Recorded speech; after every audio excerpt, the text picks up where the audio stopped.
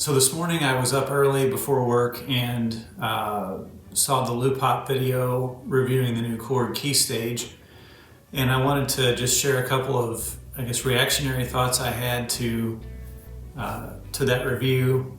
So let's just jump right into those. So the first thing that the review for me this morning did was it gave me a better idea of what MIDI 2.0 is all about, which is, I think, one of the two major selling points of this MIDI controller. You know, the ability to plug the keyboard in and have it map parameters directly to your hardware keyboard with MIDI 2.0 is, I think, a great feature. It'd be a great time saver. I'm not great at mapping, so I can see it being very valuable for me. There's a lot of times I want to be able to control a parameter and I still struggle with figuring out how to do all that currently. So the idea that a plugin could talk to my keyboard and set all that up for me is that's pretty huge. The second feature that's going to be, I'm sure, talked about quite a bit with this MIDI controller is the polyphonic aftertouch. I think there are probably people who are really excited about that. For me, at this stage in my playing, the way I play,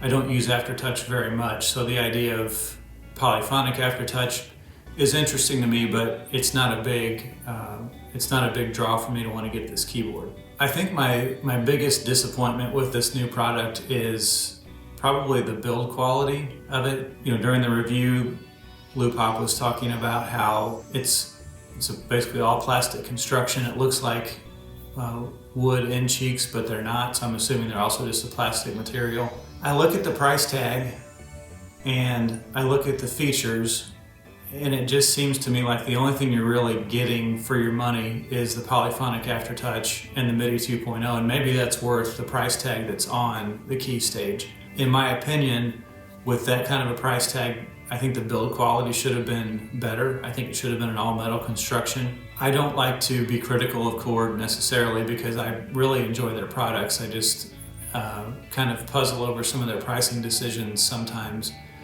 And this is another area where I'm kind of left scratching my head. You know, if you're taking this out on the road for controlling a live rig, I would think that you'd want a better, more durable quality build. But again, with some of the pricing decisions lately from KORG, it's not that big of a surprise to me.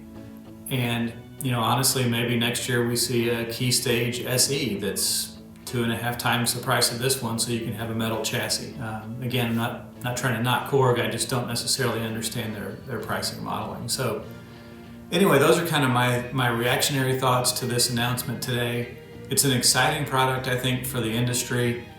Just a little bit puzzling on the price tag from my perspective, but I look forward to learning more about it. I'd love to hear what you think about this new announcement and the pricing in particular.